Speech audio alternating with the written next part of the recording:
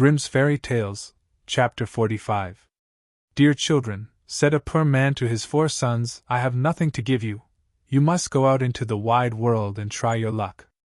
Begin by learning some craft or another, and see how you can get on.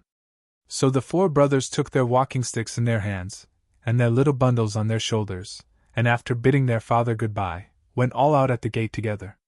When they had got on some way, they came to 4 crossways, each leading to a different country. Then the eldest said, Here we must part, but this day 4 years we will come back to this spot, and in the meantime each must try what he can do for himself.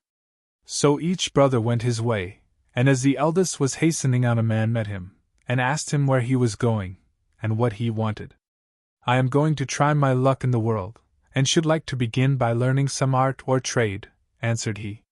Then, said the man, go with me, and I will teach you to become the cunningest thief that ever was. No, said the other, that is not an honest calling, and what can one look to earn by it in the end but the gallows? Oh, said the man, you need not fear the gallows, for I will only teach you to steal what will be fair game. I meddle with nothing but what no one else can get or care anything about, and where no one can find you out. So the young man agreed to follow his trade, and he soon showed himself so clever, that nothing could escape him that he had once set his mind upon. The second brother also met a man, who, when he found out what he was setting out upon, asked him what craft he meant to follow. I do not know yet, said he. Then come with me, and be a stargazer. It is a noble art, for nothing can be hidden from you, when once you understand the stars. The plan pleased him much, and he soon became such a skillful stargazer, that when he had served out his time, and wanted to leave his master, he gave him a glass, and said, With this you can see all that is passing in the sky and on earth, and nothing can be hidden from you. The third brother met a huntsman, who took him with him, and taught him so well all that belonged to hunting, that he became very clever in the craft of the woods, and when he left his master he gave him a bow, and said, Whatever you shoot at with this bow you will be sure to hit. The youngest brother likewise met a man who asked him what he wished to do. Would not you like, said he, to be a tailor? Oh no, said the young man, sitting cross-legged from morning to night, working backwards and forwards with a needle and goose, will never suit me. Oh, answered the man, that is not my sort of tailoring. Come with me, and you will learn quite another kind of craft from that. Not knowing what better to do, he came into the plan, and learned tailoring from the beginning, and when he left his master, he gave him a needle, and said, You can sew anything with this, be it as soft as an egg or as hard as steel, and the joint will be so fine that no seam will be seen. After the space of 4 years, at the time agreed upon, the 4 brothers met at the 4 crossroads, and having welcomed each other, set off towards their father's home, where they told him all that had happened to them, and how each had learned some craft. Then, one day, as they were sitting before the house under a very high tree, the father said, I should like to try what each of you can do in this way.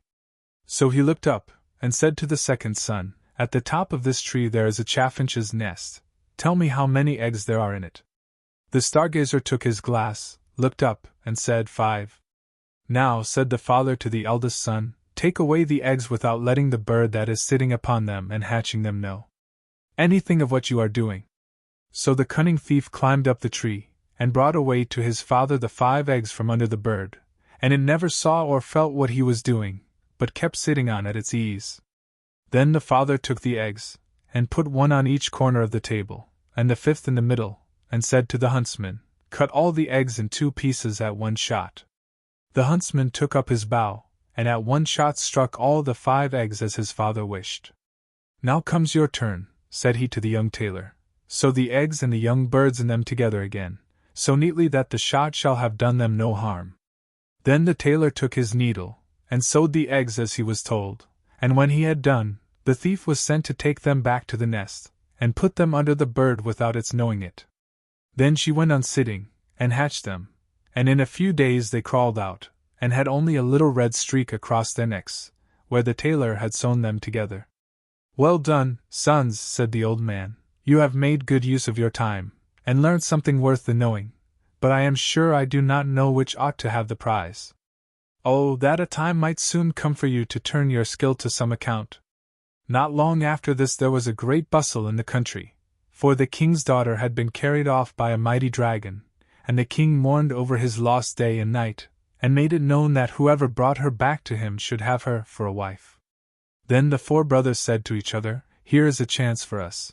Let us try what we can do." And they agreed to see whether they could not set the princess free.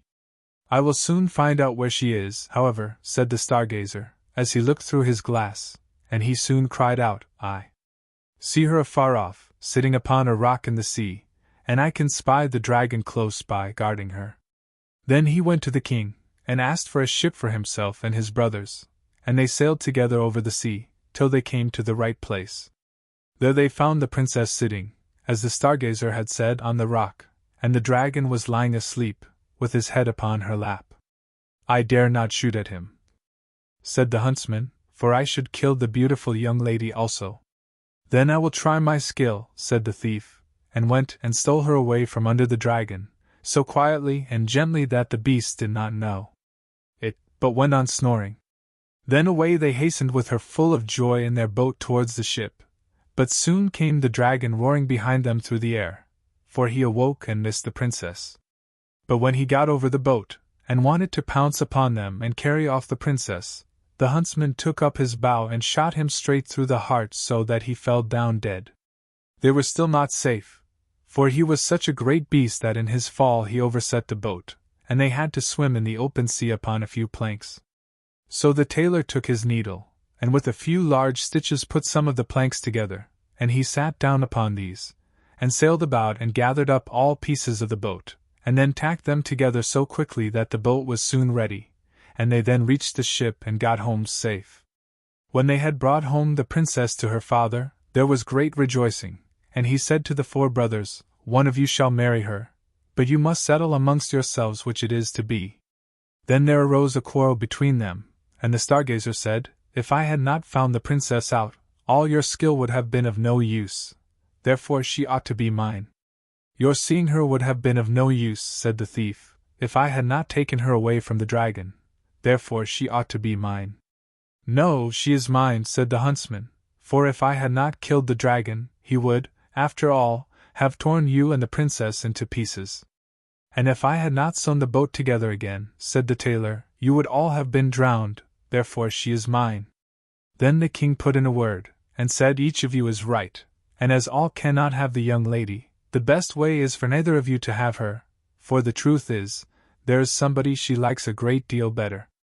But to make up for your loss, I will give each of you, as a reward for his skill, half a kingdom." So the brothers agreed that this plan would be much better than either quarreling or marrying a lady who had no mind to have them. And the king then gave to each half a kingdom, as he had said, and they lived very happily the rest of their days, and took good care of their father, and somebody took better care of the young lady, than to let either the dragon or one of the craftsmen have her again.